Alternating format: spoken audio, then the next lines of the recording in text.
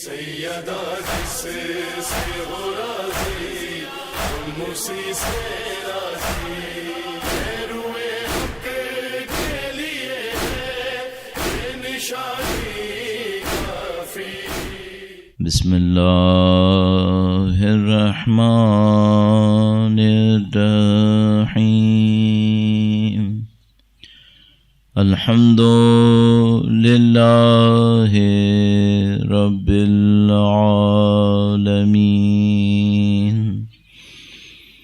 والصلاة والسلام على سید الانبیاء والمرسلین حبیب الہ العالمین ابی القاسم محمد اللہم صلی علی محمد آل محمد وعجل فرجهم وعلى آلہ الطیبین الطاہرین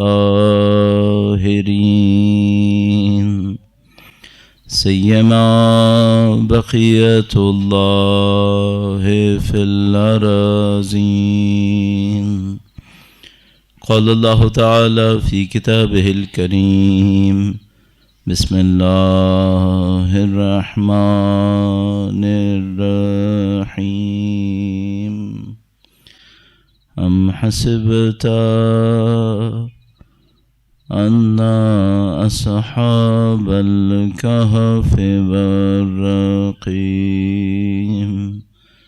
كانوا من آياتنا عجبا. درود بھیجے گا محمد و آل محمد پر. صلی علی محمد و آل محمد وعجل فرجهم. پروردگار عالم کا انتہائی لطف و کرم ہے، انتہائی احسان ہے. اس نے ہمیں قرآن و اہل بیت اطہار علیہ السلام کی ہدایت نصیب فرمائی ہے، ان کی محبت سے نوازا ہے، ان کا احترام ہمارے قلوب میں قرار دیا ہے. اس دعا کے ساتھ کہ انشاءاللہ مرتے دموں تک ان کے بہترین تابعداروں میں قرار فرمائے، انشاءاللہ دنیا اور آخرت میں ان کی شفاعت نصیب فرمائے. ہمارے تمام مرحومین کو اہل بیت اطہار علیہ السلام کی خاص شفقتوں میں شامل فرمائے. انشاءاللہ ان کے وارث کے ظہور کا دن دیکھنا نصیب فرمائے، ان کی نصرت اور اس راہ میں شہادت نصیب فرمائے انشاءاللہ. تمام دعاؤں کی قبولیت کے لیے وقت کے امام کی نظر لطف کے حصول کے لیے درود بھیجیں محمد و آل محمد. اللہم صلی علی محمد و آل محمد وعجل فرجهم. پروردگار عالم نے دین مبین کو ہماری زندگی کے ہر پہلو کے لیے ارسال فرمایا. یعنی خداوند متعال نے جب یہ فرمایا کہ دین کامل دین ہے تو اس ایک اصطلاح کے اندر سب کچھ چھپا ہوا ہے. ایسا نہیں ہوگا کہ آپ کو اپنی صحت کے لیے کسی بے دین کے پاس جانا ہوگا. حقیقت یہ ہے اسی دین سے سب کچھ ہوگا. ورنہ اگر مثال کے طور پر ہم جیسے آج کل مجبور ہیں اور یہ سوچتے ہیں کہ بھئی میں دین کے معاملے میں،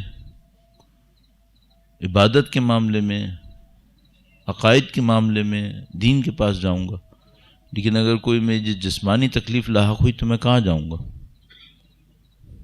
ٹھیک ہے، امریکہ جاؤں گا، یورپ جاؤں گا علاج کرانے کے لیے. اس وقت تو یہی ہو رہا ہے، کرنا بھی پڑ رہا ہے. تو مثال کے طور پر بہت سارے لوگ ہم سے آ کر کہیں گے، آپ سے بھی شاید کبھی کہا ہو کہ بھئی دین ہو یا بے دین ہو فلاں آدمی صحیح ہے، اس کے پاس جانا پڑے گا، اس وقت جانا پڑے گا. لیکن میں ایک سوال اپنے آپ سے پوچھوں گا، کیا خدا نے اپنی ہدایت میں اس حصے پر توجہ نہیں دی تھی؟ جب خدا متعال نے دین مبین کو بھیجا تھا، آخری دین بنا کر بھیجا تھا، جامع دین بھیجا تھا، کامل دین بھیجا تھا، تو کیا خدا متعال نے ہماری اس ضرورت کو نعوذ باللہ تعالی نظر میں نہیں رکھا؟ بھئی یہ جو ضرورت ہے یہ بھی بدن کی ضرورت ہوئی نا. تو یہ بدن کس کا خلق ہوا ہوا تھا؟ خدا ہی کا تو خلق کیا ہوا تھا، اسی خدا نے دین بھیجا تھا. اس بدن کی ضرورت کو خدا نے نہیں دیکھا، نعوذ باللہ تعالی. آپ کا خود ذہن کہہ رہا ہے کہ نہیں یہ تو نہیں ہو سکتا، دیکھا ہوگا، تو اس کا مطلب یہ ہے کہ ہم نے دین پر عمل کرنے میں کوئی کوتاہی کی ہوگی۔ اگر ہم نے وہ کوتاہی نہ کی ہوئی ہوتی تو یہ جو آج ہمیں بے دینوں کے سامنے جھکنا پڑ رہا ہے، ہاتھ پھیلانا پڑ رہا ہے، چاہے کچھ بھی لینے کے لیے، یہ کیوں لینا پڑتا؟ کیا اللہ کا دین نعوذ باللہ تعالی ہمیں ان کا محتاج بنائے گا؟ وہ تو قرآن کریم میں ارشاد فرماتا ہے لن یجعل اللہ للمؤمنین علی الکافرین للکافرین علی المؤمنین سبیلا، ہم نے قطعاً کبھی بھی کافروں کو مومنوں کے اوپر غلبہ نہیں دیا، ہم نے قرار نہیں دیا۔ اچھا، اب یہاں پہ ظاہر ہے کہ ایک ایک لفظ اہم ہے۔ خداوند متعال فرماتا ہے ہم نے مومنین پر غلبہ نہیں دیا، اس کا مطلب ہے اگر کسی کے اوپر کفر کا غلبہ ہو جائے صاحب ایمان نہیں ہے، یہ صاحب ایمان ہوتا تو نہ ہوتا۔ تو اب ہمیں اور آپ کو دیکھنا پڑے گا کہ بھئی ہم نے کون سی کوتاہیاں کی ہیں جس کے نتیجے میں ایک غلبہ نہیں، دو غلبے نہیں، ہر جگہ غالب وہی ہو رہے ہیں۔ اللہ کا کرم ہے، یہ تو دور اب نسبتاً بہتر دور آ گیا جہاں پہ ان کے نقص، ان کی پریشانیاں، ان کی اپنی کوتاہیاں اتنی زیادہ سامنے آ گئی ہیں کہ اب ان سے مرعوب ہونے کا ایسا کوئی پوائنٹ رہا نہیں ہے۔ تو وہ جن چیزوں کے اوپر بڑے فخر فروشیاں کرتے تھے ان کے وہ غبار اب نکلتے چلے جا رہے ہیں، ختم ہوتے چلے جا رہے ہیں۔ چاہے وہ سیاست میں ڈیموکریسی کا نام لیتے تھے اور پتہ نہیں عوام کا نام لیتے تھے، اور اقتصاد میں فلاں نام لیتے تھے، معیشت میں فلاں، سب کا سب ختم ہوتا جا رہا ان کا۔ اب تو نسبتاً آسان ہو گیا ہے، اب بھی اگر کوئی آ کر ان سے متاثر ہونے کی کوشش کرے تو یہ تو خیر بالکل ہی معاملے سمجھ لیجئے کہ عقل سے پیدل ہو گیا معاملہ۔ ورنہ آج سے مثلاً 20-25 سال پہلے، 30-40 سال پہلے تو ان کے نام کا ڈنکا بج رہا تھا۔ جب ان کے نام کا ڈنکا بج رہا تھا تب آپ کے اندر کمی کیا تھی؟ کمی تھی۔ دین پہ عمل کرتے تو ایسا ہوتا نہیں، ہونا چاہیے تھا۔ تو دین پہ عمل کرنے میں کیا کمی ہے؟ میں نے نہیں دیکھا کسی بھی علاقے کے اندر مجلسیں کم ہوئی ہوں، مسجدیں کم ہوئی ہوں، قرآن کم ہوا ہو، میں نے نہیں دیکھا، ابھی تک کبھی نہیں دیکھا میں نے۔ تو ہر جگہ تعداد بڑھ رہی ہے، ہر جگہ مراسم بڑھ رہے ہیں، ہر جگہ کتابیں بڑھ رہی ہیں، سب کچھ ہو رہا ہے، تو بھائی پھر وہ کمی کہاں پر ہے جو ہمارے اندر ہے، جس کی وجہ سے یہ ساری مشکلات بھی ہمارے اوپر ہیں؟ تو ہم فوراً انسان کو ایک بات سمجھ میں آتی ہے کہ بھائی ایک دین کے اوپر ظاہر میں عمل کرنا ہوتا ہے، ایک دین کا روح کی گہرائی تک پہنچ جانا ہوتا ہے، ایک نماز پڑھنا ہوتا ہے، ایک نماز قائم کرنا ہوتا ہے۔ ایک جگہ بھی خدا متعال نے ہم سے یہ نہیں کہا نماز پڑھو، نہیں کہا، ہر جگہ کہا نماز قائم کرو۔ بھئی یہ کوئی فرق ہے یا نہیں ہے؟ قرآن کریم میں تو کہتے ہیں ایک واو بھی اضافہ نہیں ہو سکتا، کیونکہ کلام خدا کا ہے۔ بھئی کسی ادیب کا ہوتا، کسی مفکر کا ہوتا، کسی سائنسدان کا ہوتا تو 2 الفاظ 4 الفاظ ایکسٹرا ہونا، غلط ہونا کوئی بعید بات نہیں تھی، لیکن کلام خداوند متعال کا ہے۔ اس کلام کے اندر اگر ایک الف، جس کو ہم لوگ فنی زبان میں حمزہ واصل کہتے ہیں، ایک الف بھی اضافہ ہوتا، یہ بھی نقص ہے خدا پہ کہ بھئی اگر وہ حکیم کامل ہے تو اس نے یہ اضافہ کیوں دیا؟ ایک لفظ بھی کیوں اضافہ ہے؟ اچھا اگر ایک لفظ بھی اضافہ نہیں ہے تو خداوند متعال نے کیوں کہا ہے نماز قائم کرو؟ کہتا ہے نماز ادا کرو۔ تو خود بخود سمجھ میں آتا ہے کہ بھئی چلو آپ کہیں گے وہ پڑھنا تو عربی میں اس طرح سے ہوتا نہیں ہے، پڑھنا تو کتاب سے ہوتا ہے، تو کہہ دیتا نماز بجا لاؤ، اس کا کوئی عربی لفظ آ جاتا، نماز ادا کر دو۔ کیوں فرمایا قائم کرو؟ قائم کرو کیوں یہ کہا؟ اچھا ایک اور عجیب بات بھی ہے، وہ یہ کہ اگر کہیں خداوند متعال نے کہا نا صلو، یا تو وہ دوسرے معنی میں کہا ہے، جیسے کہ وہ مشہور معروف آیت کریمہ جو ہم اور آپ ہمیشہ دہراتے رہتے ہیں، یا ایھا الذین آمنوا صلوا علیہ وسلموا تسلیما، اللہم صل علی محمد آل محمد وعجل، اس معنی میں صلوات کہا۔ لیکن نماز کی رکھا قائم کرنا، بہت تیزی سے میں اس کو عرض کر دوں، فرق کیا ہے؟ فرق یہ ہے کہ بھائی ایک دفعہ ہم کوئی چیز ظاہر میں انجام دیتے ہیں، ایک دفعہ وہ ہماری روح کی گہرائی تک پہنچتی ہے۔ مثلا نماز پڑھنا، بجا لانا، انجام دینا، نماز قائم کرنا کہاں پہ فرق بنے گا؟ یہاں پہ فرق بنے گا کہ نماز پڑھنے میں تو 10 منٹ لگتے ہیں صرف. آپ نے ابھی مغرب عشاء کی نماز جماعت سے بھی پڑھی ہوگی نا، میرا نہیں خیال 20-25 منٹ سے زیادہ لگے ہوں گے، نہیں لگے ہوں گے. تو یہ 25 منٹ تھے وہ اقامہ صلاۃ جس کے لیے خدا نے 60 مرتبہ سے زیادہ قرآن کریم میں لکھا تھا. یہ وہ اقامہ صلاۃ تھا.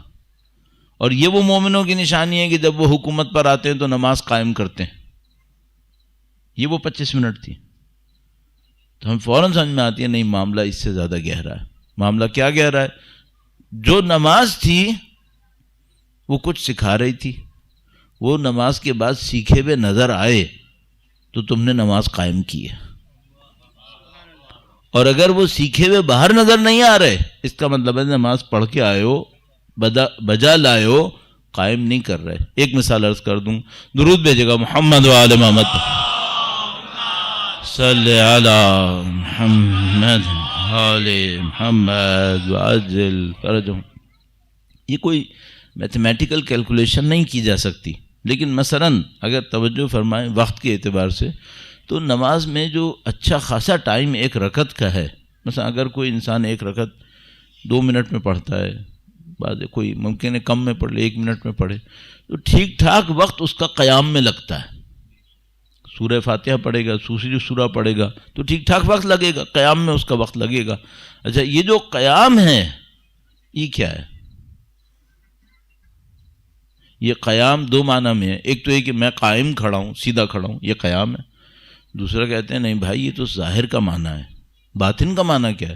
یعنی باطن کا معنی اس کا یہ کہ یہ قیام وہ ہے جب تم خدا کے سامنے قائم کھڑے ہوگے. یہ قیام حشر ہے، یہ محشر کا قیام ہے. تو تم جب خدا کے سامنے کھڑے ہو تو ایسے مؤدب کھڑے ہونا جیسے قیامت کے دن، محشر کے دن اللہ کے سامنے تم نے کھڑا ہونا. اور یہ جو تمہاری آج نماز میں حالت ہے نا، یہی تمہیں اس دن ایسا کھڑا کرے گی جس طرح آج تم نماز میں کھڑے ہو. اور اگر آج لاپرواہی سے کھڑے ہو، اس کا مطلب ہے میدان حشر میں بھی مصیبت میں پڑو گے. سب سمبولک ہے، سب کا سب لگا ہوا ہے. اچھا کوئی یہ کہے کہ میں ظاہری طور پر تو جسم سمیٹ کے کھڑا ہو گیا لیکن میرا ذہن کہیں اور تھا، تو آپ خود بتائیے خدا ظاہر کو دیکھے گا یا ذہن کو دیکھے گا؟ خدا تو ذہن کو دیکھے گا. تو وہ قیام آپ کا اور میرا نماز میں جو محشر میں ہمیں خدا کے سامنے سرخرو کرے، وہ جسمانی قیام ہے یا ذہن کے ساتھ فکر کے ساتھ قیام ہے؟ اب بدبختی اس کی جس کا نہ جسمانی ہو نہ فکری ہو. کیا مطلب؟ وہ جسم کے ساتھ بھی یوں کر کے کھڑا ہوا ہے. بھائی تم طے ہوا تھا کہ تم نماز پڑھنے آئے تھے، نہ تمہیں اپنے ہاتھوں کا پتہ ہے، نہ تمہیں اپنے پاؤں کا پتہ ہے، نہ تمہیں اپنے دماغ کا پتہ ہے، یہ تم نماز پڑھ رہے ہو. یہ اللہ کے فرشتے ہم سے کہتے ہیں اس انداز میں، یہ تم کیا کر رہے ہو؟ اور اس قیام سے تمہارا اس محشر کے دن قیام طے ہونا ہے کہ تم نے یہ قیام کیسے کیا تھا. اب بتائیے کتنے لوگوں نے نماز قائم کی ہے؟ اچھا یہ تو ایک کنیکشن ہو گیا، یہ تو روحانی کنیکشن ہو گیا. وہ جو بیچ میں بات کی والی بات تھی وہ کیا تھی؟ وہ یہ تھی کہ اگر کوئی نماز کو صحیح قائم کر لے تو وہ کیا احساس کرے گا؟ ایسے جیسے میں خدا کے سامنے کھڑا ہوں. تو 2 نمازوں کے درمیان وقت کو یہی سوچے گا کہ میں خدا کے سامنے کھڑا ہوں. تو جو 2 نمازوں کے درمیان یہ سوچ رہا ہو کہ میں خدا کے سامنے کھڑا ہوں، وہ گناہ کرے گا. اس طرح ان الصلاۃ تنہی عن الفحشاء والمنکر، اس طرح نماز بے حیائی اور برائی سے روکتی ہے. تو انسان کے ذہن میں آتا ہے نا بھائی نمازی اتنے ڈھیر سارے ہیں، بے حیائی برائی کیوں نہیں رک رہی ہے؟ وہ بے حیائی برائی اس نہیں رک رہی کہ نماز پڑھ رہے ہیں، نماز قائم نہیں کر رہے، اقامہ کریں. اب یہ تو میں نے آپ کی خدمت میں قیام عرض کیا تھا. اب رکوع سوچ لیجئے. رکوع کیا تھا؟ رکوع یہ تھا کہ اے خدا میں تیری راہ میں گردن کٹانے کو تیار ہوں. اگر کوئی یہ سوچے گا تو اس کو یہ سعادت ملے گی نا. اچھا سوچے گا ہی نہیں، چلو سوچ لے نہیں کٹی گردن، خدا کس پہ جزا دیتا ہے؟ نیت پہ دیتا ہے نا. نہیں کٹی گردن، نیت تو اس کی یہی تھی نا کہ میں خدا کی راہ میں گردن کٹوا دوں گا، نہیں، خدا تو نیت پہ دے دے گا، لیکن اگر کسی کی نیت بھی یہ نہ ٹھہری، اب یہ چاہتا ہے ثواب ملے مجھے شہداء کا، کیوں؟ بار بار دعا کر رہا تھا اللہم احشرنا تحت لواء الحسین. لواء الحسین تو سید الشہداء کا لواء ہے، لواء نہیں پرچم. پرچم امام حسین شہداء کا پرچم ہے، اس کے نیچے اس نے جانا جس کی گردن کٹی ہو. کم سے کم نیتاً ہی کٹاؤ. اور یہ بھی میں آپ کی خدمت میں عرض کر دوں، بہت سارے لوگوں کو خداوند تعالیٰ محشر میں کٹی ہوئی گردنوں والوں کے ساتھ کھڑا کرے گا، جبکہ ان کی گردن نہیں کٹی ہوگی کسی اور وجہ سے. بہت ساری چیزیں ایسی ہونی چاہیے اس دنیا کے اندر جس کے نتیجے میں خدا کٹی ہوئی گردن کا ثواب دے دے گا. پہلے نیت تو ہو، کم از کم اقامہ تو کرے. تو یہ جو ہمارے دین کا معاملہ ہے، ایک ظاہر ہے ایک باطن ہے، یہ سمجھ لیجیے یہ ساتھ لگا ہوا ہے. یہ دین کے ہر پہلو کے اندر ہمارے ساتھ ہے. ایک مثال اور آپ کی خدمت میں عرض کروں گا، درود بھیجے گا محمد و آل محمد پر.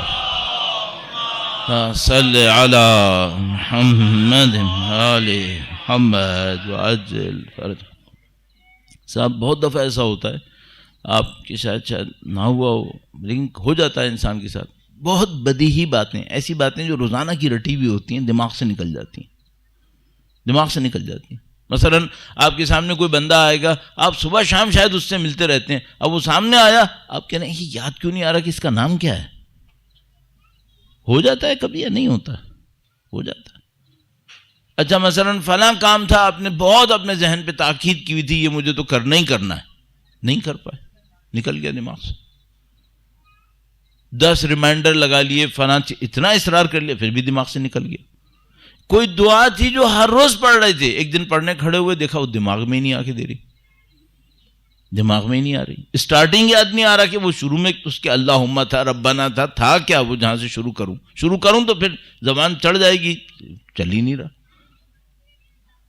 اس کا مطلب کیا ہے؟ ہمارے پاس ایک لمحہ ہے ہم لوگوں کی زندگی میں، ہماری زندگی صرف یہ دنیا کی تو نہیں ہے نا. ہم لوگ یہاں سے پہلے بھی کہیں تھے، اب یہاں ہیں، کچھ دنوں بعد انشاءاللہ کہیں اور جائیں گے، پھر وہاں سے کہیں اور جائیں گے. انما تنقلون من دار الى دار، مولا کا فرمان ہے، تم لوگ ایک گھر سے دوسرے گھر منتقل ہوتے رہو گے. اور یہ منتقل ہوتے رہو گے کہا ہے، اس کا مطلب یہ کہ یہ رکنے والا نہیں ہے معاملہ. یہ جو ہم سمجھ رہے ہیں نا آگے صرف 1-2 دنیایں ہیں. ایک تو ہمارے نزدیک تصور نہیں ہے کہ محشر بھی ایک دنیا ہے، پل صراط بھی ایک دنیا ہے، جیسے یہ ایک دنیا ہے جس کو ہم لوگ عالم کہتے ہیں. یہ سب عوالم ہیں، یہ سب 2 دن کی بات نہیں ہے. مثلا آپ قرآن کریم میں اگر ارشاد فرما دیکھیں تو آپ دنیا کے لیے خدا متعال نے کیا کہا ہے؟ لہو و لعب، کھیل کود ہے. بھئی ایک انسان کی زندگی میں کھیل کود کتنی دیر کا ہوتا ہے؟ آپ صبح ایک کھیل شروع کریں، کتنی دیر کھیلیں گے؟ بڑے بڑے چیمپئن بھی ہوں گے نا تو وہ 2 گھنٹے 4 گھنٹے کھیل کے ختم کر دیتے ہیں. اب وہ ہمارے وہ جو پہلے ہوتا تھا، پتہ نہیں ابھی بھی ہوتا ہے، وہ ٹیسٹ کرکٹ ہو رہا ہے، چلو 8 گھنٹے کھیل لیا، 24 گھنٹے میں سے کتنے گھنٹہ کھیلا؟ 8 گھنٹے کھیل لیا نا. خدا کہہ رہے ساری دنیا تمہاری کیا ہے؟ کھیل کود سے زیادہ نہیں ہے. اس کا مطلب ہے یہ تو کاؤنٹ ہی نہیں کرو، اس کو تو شمار ہی نہیں کرو، اور جس کو شمار نہیں کرو وہ ہماری 50-60 سال کھینچ رہی ہے ہمارے لیے. اس کو تو کاؤنٹ ہی نہیں کرو، یہ تو کھیل کود ہے.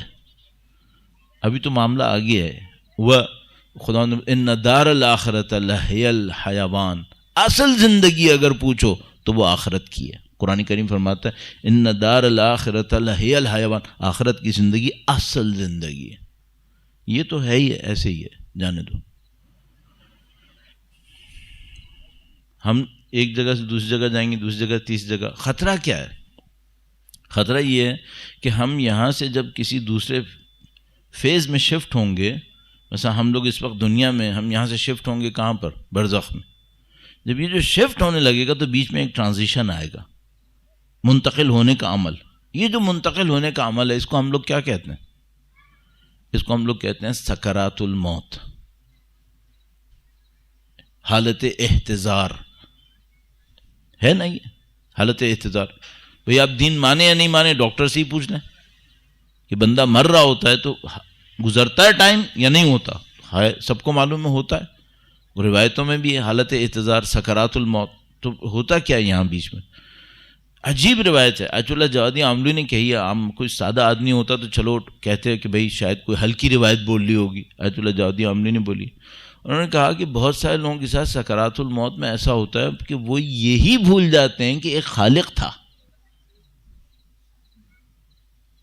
بھول جاتے ہیں کہ خالق تھا، نام چھوڑو اللہ نام وہ چھوڑ دو، بھول جاتے ہیں کہ خالق تھا.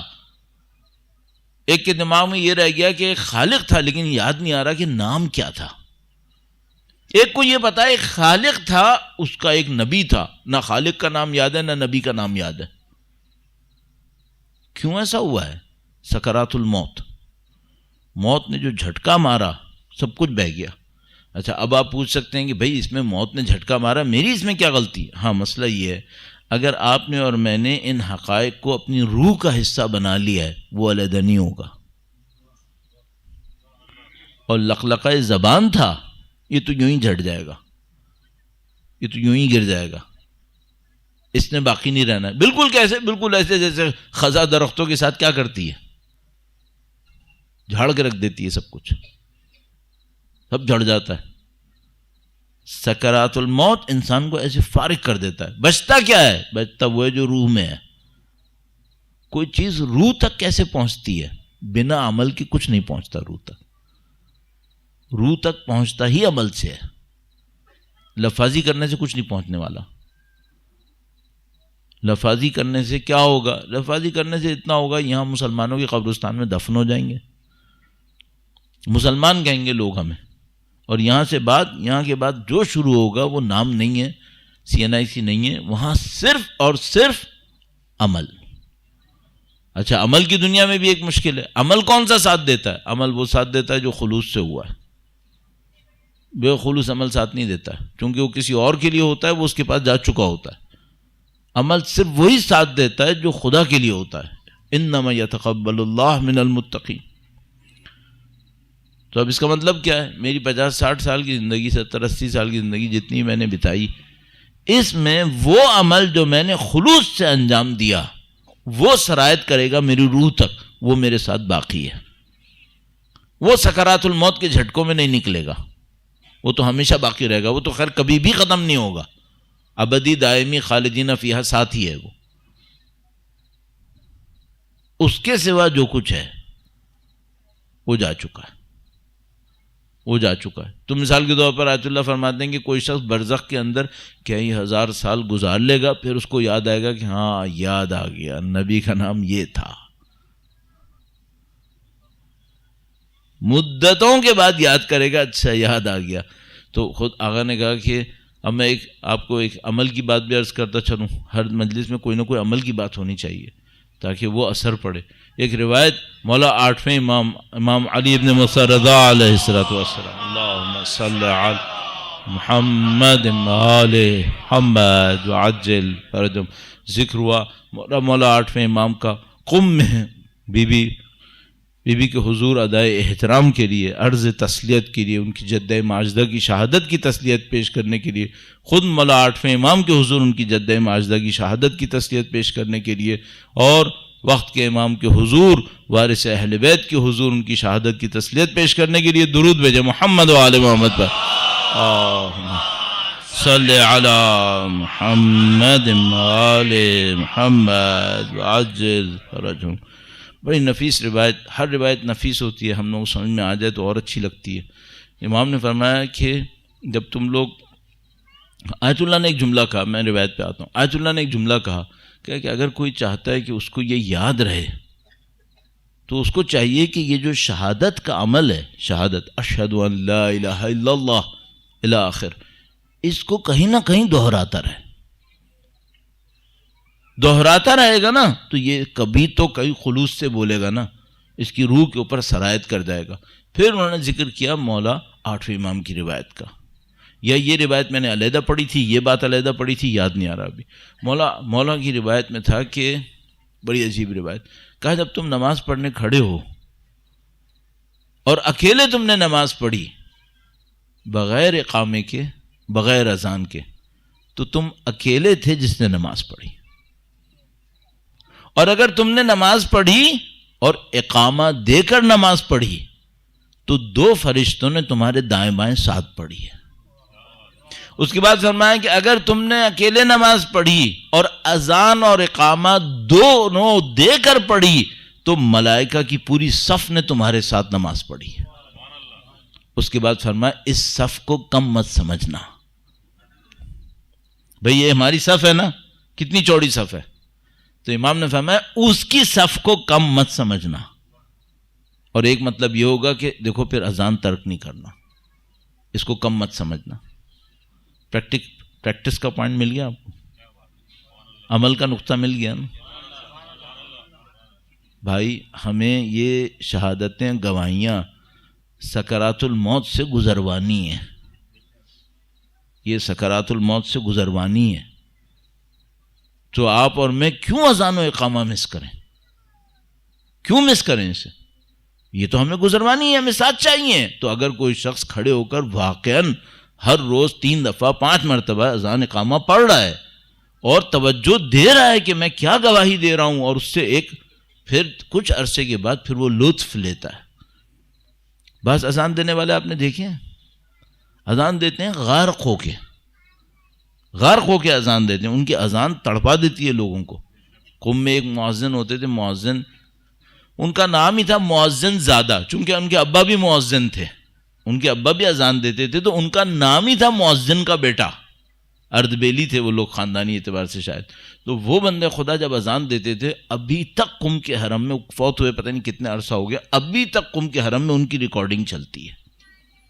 اور جو نئے بھی جو اذان دینے والے ہوتے ہیں نا، ان کو بولتے ہیں کہ بھائی یہ کاپی کر کے لاؤ پھر اذان دو، ورنہ مؤذن زادے کی اذان آتی ہے. ابھی بھی جو بچے انٹرنیٹ وغیرہ دیکھتے ہیں اس پہ اذان مؤذن زادے لکھیں تو ان کو اذان مل جائے گی آپ کو. کیا ہے بندہ خدا، اذان ہی تو دیتا ہے. لیکن ہم سب کو معلوم ہے ایک اذان میں دیتا ہوں، ایک اذان کوئی اور دیتا ہے، ایک بلال حبشی دیتے ہیں، جبکہ اذان کے الفاظ وہی ہیں. ان سب میں فرق ہے. تو عزیزان محترم، پہلا مطلب ہمیں سمجھ میں آ گیا، بھائی ہمیں جو بھی عمل انجام دینا ہے، اتنے خلوص، اتنی گہرائی کے ساتھ انجام دینا ہے کہ یہ ہماری روح تک پہنچے.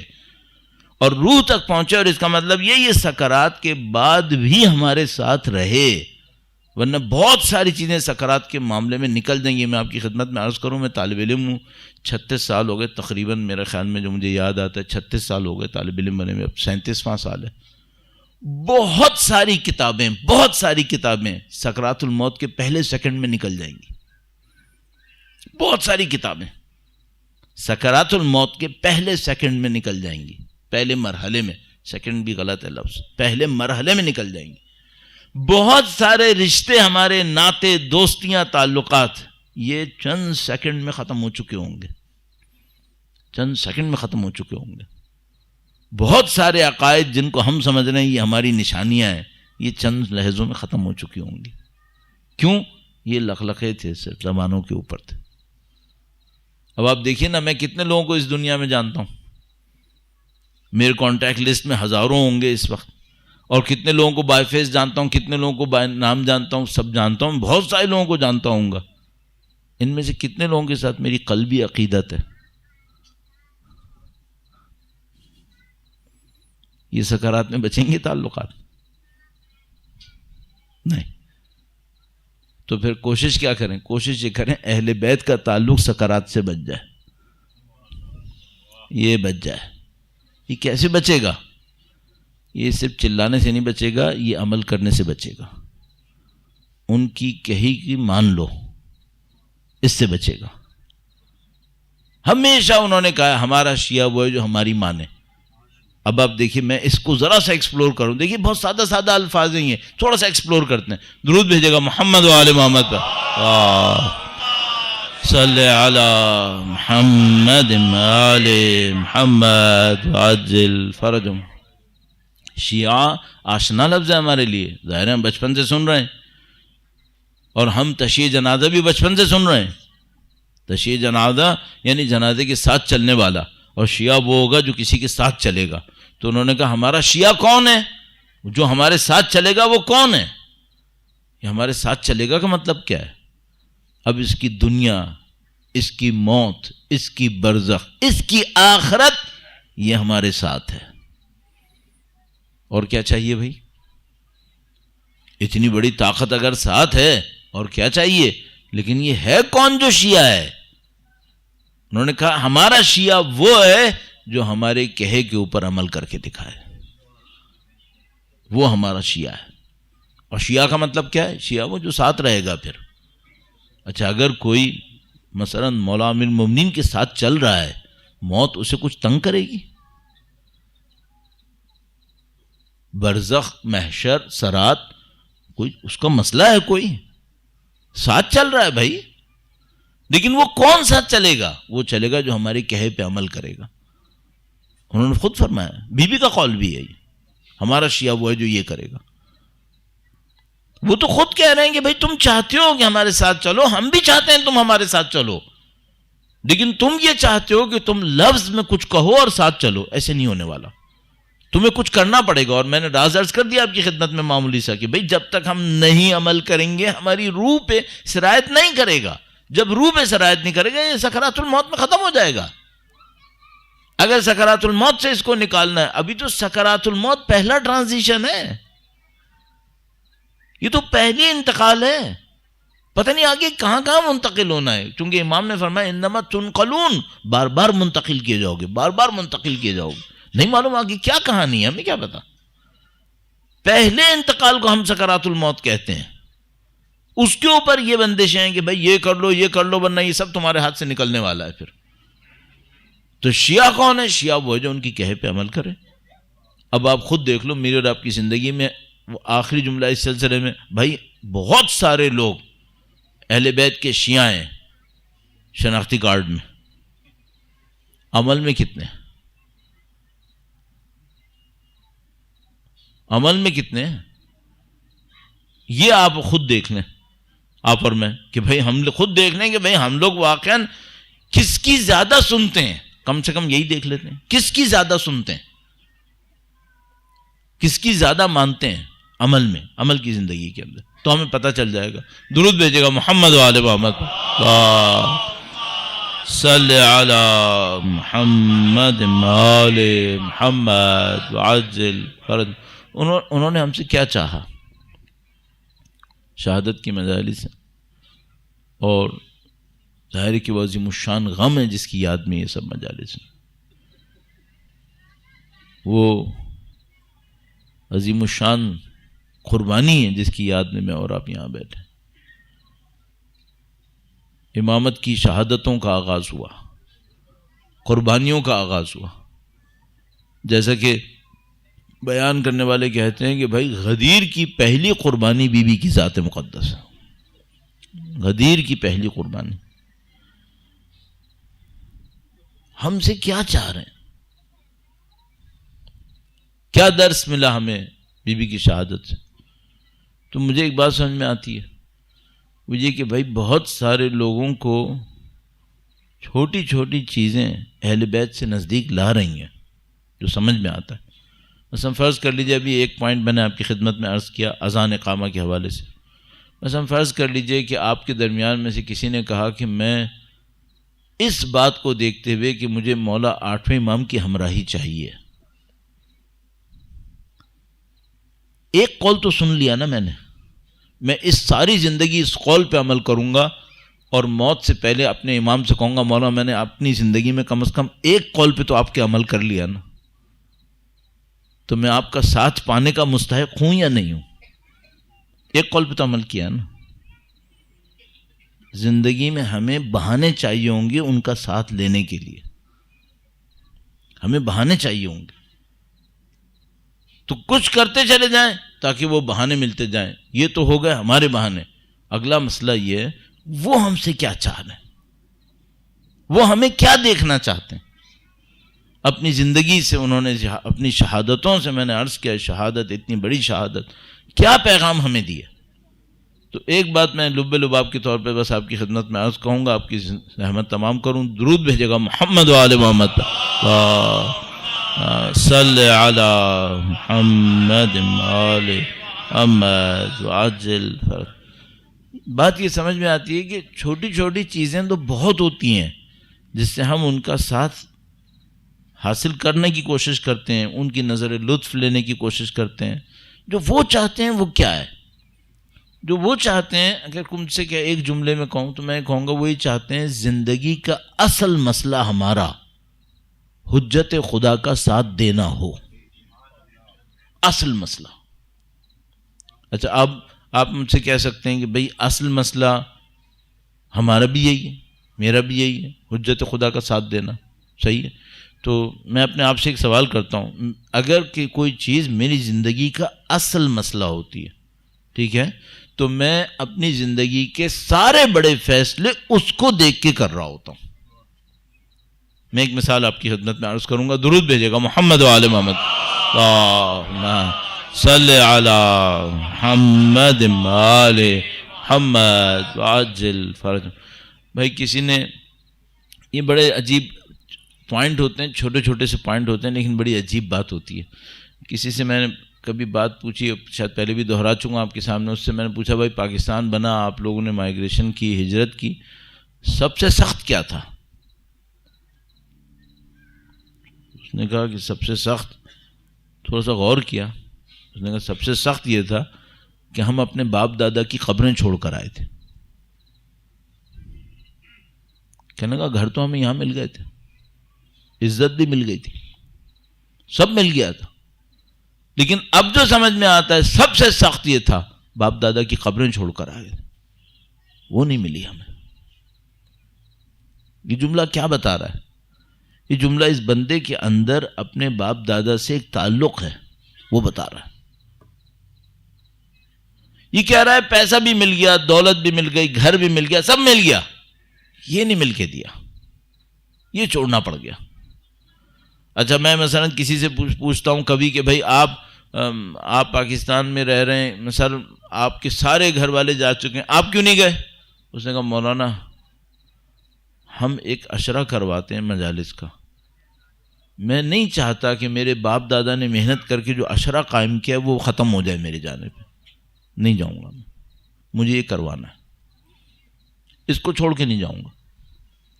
اور مجھے پتا ہے جو دوسروں پہ چھوڑ کے جاتے ہیں وہ ختم ہو جاتے ہیں، اس کو چھوڑ کے نہیں جا سکتا میں. اچھا اس جملے سے کیا پتا چلا؟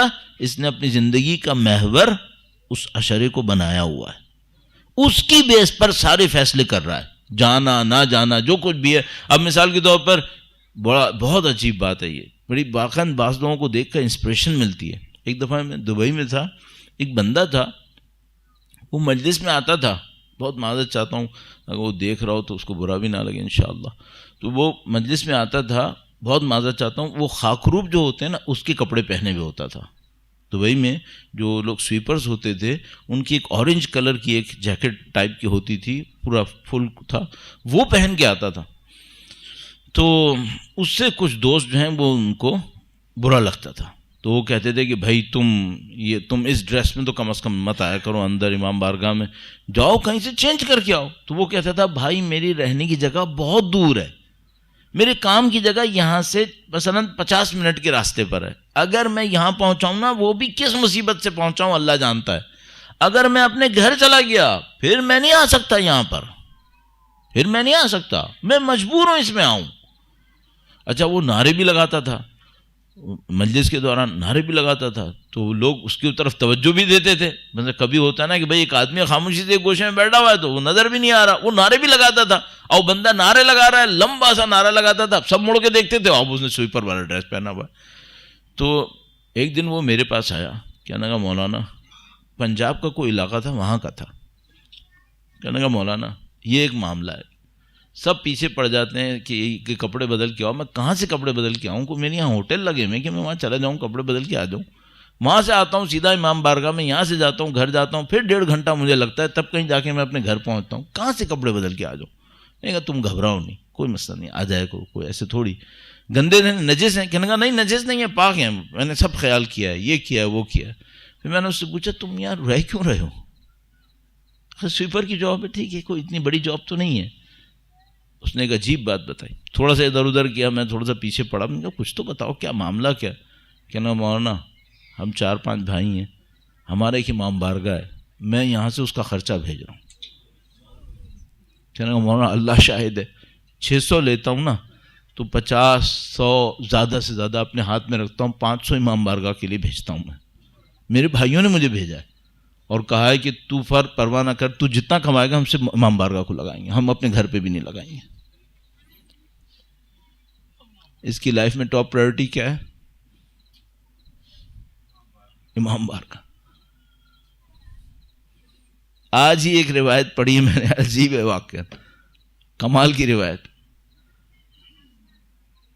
امام نے فرمایا کہ اگر تم 1 درہم کسی اور نیکی میں لگاؤ اس کا ایک اجر ہے، اور 1 درہم امامت پر لگاؤ تو اجر 20 لاکھ گنا ہے۔ وہ جو دوسری نیکی پہ لگایا اس پہ اجر کم ہے؟ نہیں، بہت ہے، 700 گنا تو خدا نے قرآن کریم میں بتایا ہے۔ صدقے کا اثر 700 گنا خدا نے قرآن کریم میں بتایا ہے۔ فرمایا تم 1 درہم لگاؤ اور اس کا اجر 1 درہم ہو، اور تم نے وہ 1 درہم امامت کے اوپر لگایا، اس کا اجر 20 لاکھ گنا زیادہ ہے۔ یہ کیا معاملہ ہے؟ یہ ایک معاملہ ہے کہ تم نے امامت کو لیا ہے اپنی جنت اور جہنم کے لیے، اور کوئی شخص پوری زندگی گزارتا ہے امامت کی خدمت کے لیے۔ تم میں اور ان میں بہت فرق ہے۔ ایک دفعہ ہم کچھ کرتے ہیں، کس لیے کرتے ہیں؟ کھلے منہ سے بولتے ہیں۔ ہم نے مجلس منعقد کی، جو کہ جس سال مجلس رکھتے ہیں اس سال ہماری روزی میں اضافہ ہو جاتا ہے۔ ہم لوگوں کے لیے امامت پل ہے اپنی دنیا تک پہنچنے کے لیے، نعوذ باللہ تعالی، اپنی آسائشوں تک پہنچنے کے لیے، اپنی خوشیوں تک پہنچنے کے لیے۔ برا نہیں ہے، قبول ہے، اس میں کوئی برائی نہیں ہے، لیکن مطلوب یہ نہیں ہے۔ مطلوب کیا ہے؟ جو چاہا انہوں نے چاہا تھا وہی کہ تم خدمت گزار بنو، امامت کی خدمت گزار بنو، اپنی لائف کی پرائورٹی بناؤ امامت کو۔ یہ جو 1100 سال انتظار ہوا، یہ دعائے فرض کے پڑھے جانے کا تھا۔ صرف 1100 سال انتظار کیا کہ لوگوں کو الہی عظم البلا اللہم کل ولیک رٹ جائے، اس کا انتظار تھا سارا؟ نہیں، انتظار اس بات کا تھا، 1100 سال انتظار ہو چکا اس بات کا کہ کچھ لوگ بنیں گے جن کی زندگی کا پہلا مقصد اپنے امام کی نصرت ہوگا۔ انتظار اس کا ہے۔ انتظار میرا نہیں ہے کہ مجھے زیارت عاشورہ رٹ جائے گی، مجھے دعائے کل ولی ایک رٹ جائے گی، نہیں، رٹ تو رٹنے والے بہت پڑے، یہ کم نہیں ہے۔ پہلے بھی کم نہیں تھے، میں بتا دوں، ہمارے ہاں نہیں تھے لیکن دوسری جگہوں پہ بہت تھے۔ اصل انتظار یہ ہے کہ کون اپنی زندگی لگائے گا امامت کے لیے، اپنی لائف کی ٹاپ پرائورٹی، نہ گھر رکھے نہ فیملی رکھے، کچھ نہ رکھے، ٹاپ پرائورٹی اس بات کو رکھے مجھے امامت کے کام آنا ہے، ختم، اس پہ میرا پیسہ لگے گا، اس پہ میری عزت لگے گی، اس پہ میری طاقت لگے گی۔ ہم لوگ ایسے نہیں ہیں۔ ہم لوگ کیا ہیں؟ ہم لوگ یہ ہیں کہ پہلی پرائورٹی میری فیملی ہے، بچوں کی ایجوکیشن ہے، یہ ہے وہ ہے، پتہ نہیں کیا کچھ ہے، اور اس میں جو وقت بچ جائے گا اور پیسہ بچ جائے گا اور ریسورسز بچ جائیں گی، اس میں میں نے بہرحال کچھ کورام بھی کرنے ہیں۔ اور ان کے ذریعے سے کیا ہوگا؟ ان کے ذریعے سے ہوگا کہ وہ جو میں نے گھر بنایا نا وہ محفوظ رہے گا، اسے آگ نہیں لگے گی، اور جو میرے بچے ہیں ان کو جابز اچھی مل جائیں گی، اور وہ جو میری دکان ہے وہ اچھی چل جائے گی۔ تو وہ بھی جو کیا ہے وہ بھی اس کو بچانے کے لیے کیا ہے۔ اور جو امامت کا خادم ہے وہ کیا کرتا ہے؟ وہ کہتا ہے میں نے بچے بھی پالے اپنے امام کی خدمت کروانے کے لیے، میں نے گھر بھی بنایا تو اپنے امام کے لیے بنانا ہے، پیسہ بھی کمانا ہے تو امام کے لیے کمانا ہے، پھر ثابت بھی کرے عمل سے، صرف دعوے نہیں کرے۔ میری طرح زبان سے کہنا تو بہت آسان ہے، عمل میں کر کے دکھائے کہ ہاں میں نے یہ سب کام اس لیے کیا تھا۔ پھر وہ فیصلے بھی کرے تو پہلے فیصلوں میں یہ بتائے تم نے فیصلہ کیوں کیا، ثابت کرے میرے اس فیصلے سے امامت کو نصرت ملی ہے۔ یہ وہ ہیں جن کے لیے انتظار ہے، ان کے لیے انتظار ہے۔ وقت کے امام کے حضور ادائے احترام کے لیے، تعجیل ظہور کے لیے درود بھیجیں، محمد و آل محمد۔ صل على محمد آل محمد وعجل فرجهم. اللهم صل على محمد آل محمد وعجل فرجهم.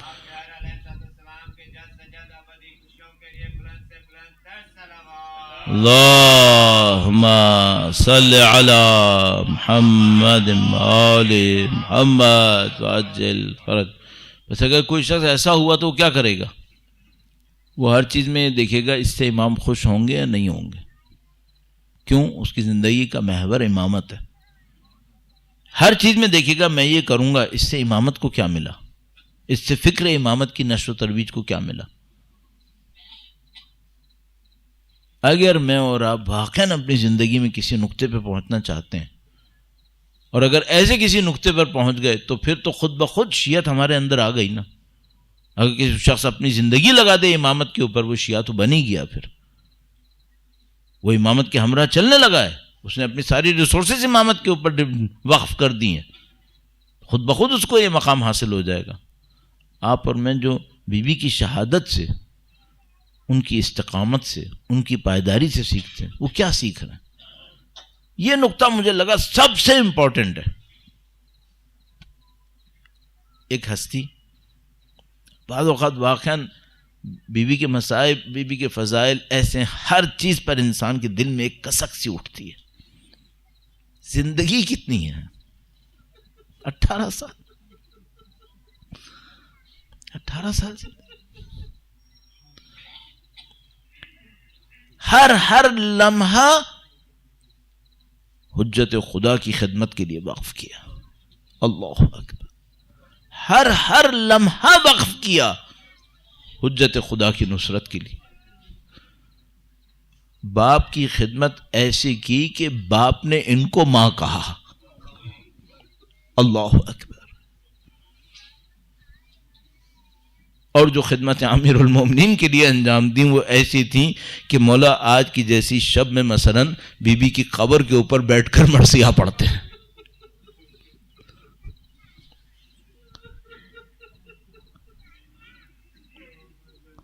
اللہ اکبر. ہر لمحہ وقف. کبھی کوئی انسان کہتا ہے کہ مثلا میں اپنے لیے عرض کروں گا، مثلا میں کہوں گا بھائی فلاں کام میں کروں گا، میرے پاس ٹائم ہوا، میرے پاس طاقت ہوئی تو میں یہ کروں گا. عجیب جملہ ہے، آپ نے 10ویں دفعہ سنا ہوگا، میں تبرکاً دہراتا ہوں. وہ یہ کہ کسی نے امام سے پوچھا، بعد میں آنے والے ائمہ سے، کہ مولا بیوی کا مقام کیا ہے؟ تو امام نے فرمایا کہ تم مخلوق کے اوپر ہم حجت ہیں، ہم پر حجت سیدہ کی ذات ہے. اللہ اکبر. ہم پر حجت سیدہ کی ذات. اللہ اکبر. حجت خدا کے اوپر حجت ہیں. اور یہ جو جملہ کل میں نے آپ کی خدمت میں عرض کیا تھا، یہ مختصر سا مطلب کہ اللہ کے نبی کہتے ہیں نا اگر آج دن خوبصورت ہے تو اس کا مطلب کچھ اور ہے. معاملہ بادلوں اور پہاڑوں کا نہیں ہے، معاملہ کچھ اور ہے. تو اگر اللہ کے نبی فرمائیں یہ اپنے باپ کی ماں ہے، ام ابیہا، بھائی ام تو وہ ہو کہ جس سے وجود ملتا ہے. اور اگر اللہ کے نبی فرمانے یہ میرے جگر کا ٹکڑا ہے، منبع فیض کچھ ہے یہاں پر جو ہم لوگوں کی سمجھ میں ہی نہیں آ رہا ہے. اور اس خاطر مثلا بزرگوں نے کہا کہ وہ اللہ کے رازوں میں سے ایک راز ہے، اس کو سمجھنا آسان نہیں ہے. اور جب امام فرما رہے ہیں کہ ہم تم پر حجت ہیں اور ہم پر حجت ان کی ذات ہے، تو انسان یہ سوچتا ہے کہ یہ کون سی حجت بننے کا انداز ہے کہ معصومین علیہم السلام کے اوپر اللہ کی حجت قائم ہوئی ہے بی بی کی ذات کے ذریعے سے. بی بی کی ذات کے ذریعے سے. تو عزیزان محترم، حقیقت یہ ہے کہ یہ وہ جگہیں ہیں جہاں پر ہم لوگوں کی عقلیں بالکل اس معاملے کے اندر عاجز ہیں کہ ہم کچھ سمجھ سکیں. اور صرف ایک بات دو بات تو کوئی نقطے کے طور پر کوئی سمجھا دے تو شاید سمجھ میں آ جائے، ورنہ ہم بالکل عاجز ہیں اس معاملے کے اندر. زیادہ سے زیادہ جو بات سمجھ میں آتی ہے وہ یہ کہ اگر انسان اپنی طاقت اور توانائی کے زمانے میں اپنے امام کا ساتھ دے تو وہ بھی ایک فضیلت ہے. لیکن تقوی پرہیزگاری کیا کہا؟ مثلا کسی نے پوچھا کہ مولا تقوی کیا ہے؟ فرمایا اس زمانے انفاق، اعلیٰ انفاق کیا ہے؟ کوئی صدقہ دے اللہ کی راہ میں، اس کی اعلیٰ ترین کیفیت کیا ہے؟ تو امام نے فرمایا صدقہ دے اپنی تنگی کے زمانے میں کھلے دل سے بغیر کسی کو بتائے. صدقہ دے اپنی تنگی کے زمانے میں، آسانی کے زمانے میں کی بات نہیں ہو رہی، اپنی تنگی کے زمانے میں صدقہ دے، کھلے دل سے دے. یعنی کیا مطلب؟ کوڑ کوڑ کے نہ دے کہ میں نے دے دیا، نہیں، کھلے دل سے دے اور پھر کسی کو خبر نہ ہونے دے. فرمایا یہ صدقے کی معراج ہے، یہ صدقے کی معراج ہے. تو اگر مثال کے طور پر کوئی شخص آئے اپنی طاقت کے زمانے میں حجت خدا کا ساتھ دے، تم نے طاقت کے زمانے میں ساتھ دیا ہے نا. لیکن اگر کوئی آئے اپنے ضعف کے زمانے میں حجت خدا کا ساتھ دے، اپنی کمزوری کے زمانے میں حجت خدا کا ساتھ دے، تو اس نے تو سمجھ لو اپنا سب کچھ لگا دیا. عزیزو بس 10 بستہ ذرا سا بیوی کے نصرت کرنے کے انداز کو دیکھ لے رہا. بیوی نے اپنے امام کی نصرت کس انداز میں کی ہے. اللہ اکبر. خدا متعال نے طاقت کے لیے مردوں کو خلق کیا ہے، جہاد کی ذمہ داری مردوں کے اوپر رکھی ہے، میدانوں کی ذمہ داری مردوں کے اوپر رکھی ہے. خواتین کو جسمانی مشقتوں کے لیے کام نہیں دیا خدا نے متعال نے. لیکن سیدہ طاہرہ کا وجود مقدس، ان کی قربانی کا انداز وہ انداز تھا کہ خاتون ہونے کے ناطے اس وقت میں امیر المومنین کی نصرت کی ہے جو ضعف اور کمزوری کا شدید ترین وقت کسی کے اوپر آ سکتا تھا. یعنی 2 جملے پہلے فرمایا فضہ مجھے تھام.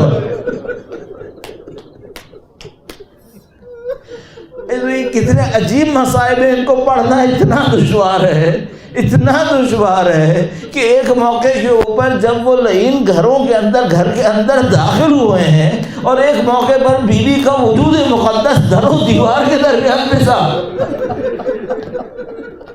اب مختلف روایات ہمارے پاس ہیں عزیزو، ہر روایت کے پیچھے کوئی نہ کوئی سند ہے. کسی سنی عالم نے بھی کہا ہے، کسی شیعہ عالم نے بھی کہا ہے. اب بس میں 10 بستہ آپ کی خدمت میں عرض کرنے کی جسارت کروں گا.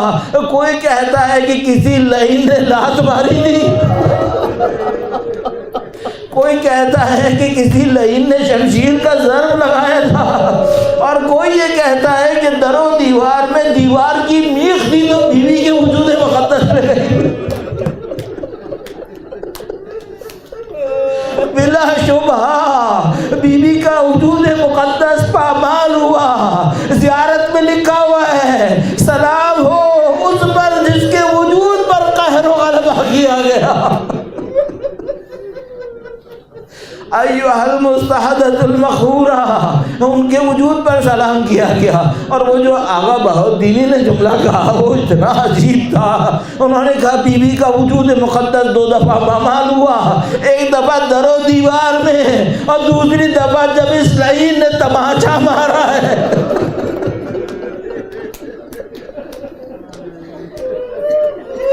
اس لعین نے تماچا مارا، سیدہ کا رخدار اقدس دیوار سے ٹکرایا. اب بی بی ضعف کی انتہائی حالت میں اب محسن کی شہادت ہو چکی ہے. امیر المومنین کے گلے میں گویا رسی باندھنے کی تیاری ہے. اس ضعف کے عالم میں سیدہ کھڑی ہوئی ہے، امیر المومنین کو تھام رہی ہے. اگر امام کہہ رہے ہیں ان کا وجود ہم پر حجت ہے تو کوئی ایسا نقطہ ہے یہاں پر. سیدہ اس حالت میں امیر المومنین کا ہاتھ تھامنے کھڑی ہوئی اور کہا میں علی کا ساتھ دوں گی، میں امام کا ساتھ دوں گی. ان لعینوں نے کوڑے برسانا شروع کر دیا.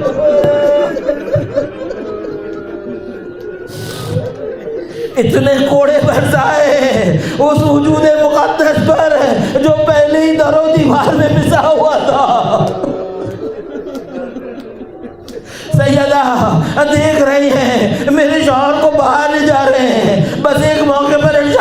فرمایا میں تمہیں بد دعا دوں گی، علی کو چھوڑ دو میں تمہیں بد دعا دوں گی۔ امیر المومنین نے فرمایا اے بنت رسول اللہ، رسول کے ساتھ کیے ہوئے وعدے کا خیال کریں، ہم نے صبر کا وعدہ کیا ہے، میں گلے میں رسی بندھا ہوا صبر کروں گا، آپ وجود کے پسے ہوئے کے باوجود صبر کریں۔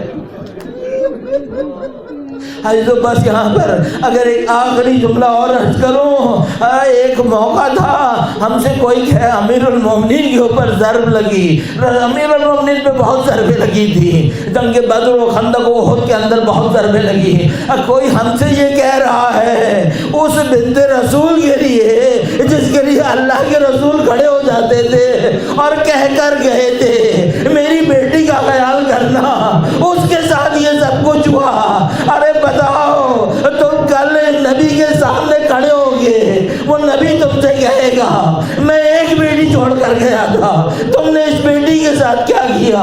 اب ایک اگلا مرحلہ، اب ایک مرحلہ اور ہے، وہ مرحلہ ہے کہ جب امام حسین اپنی مادر گرامی کے کفن میں ملبوس لاشے کے برابر میں کھڑے ہیں، اور سید الشہداء نے ایک جملہ بڑا عجیب جملہ کہا، بڑا عجیب جملہ کہا ہے میری ماں مجھ سے خطاب کرے ورنہ میری روح پرواز کر جائے گی۔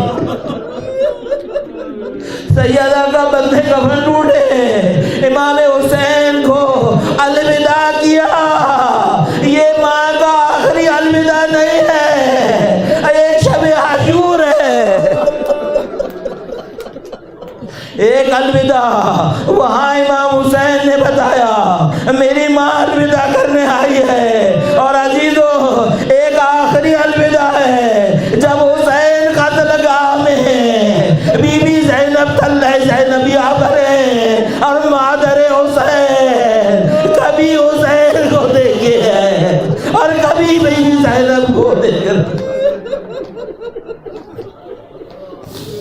ألا لعنة الله على القوم الظالمين وسيعلم الذين ظلموا أي منقلب ينقلبون۔ پروردگارا جنہوں نے بی بی کے گھر پہ حملہ کیا انہیں بدترین عذاب میں مبتلا فرما، جنہوں نے بی بی کی ذات پہ حملہ کیا اس کو نقصان پہنچایا بدترین عذاب میں مبتلا فرما۔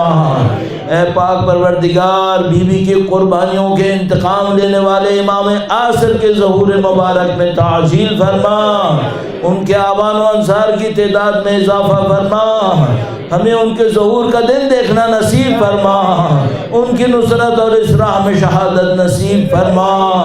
ماتم حسین۔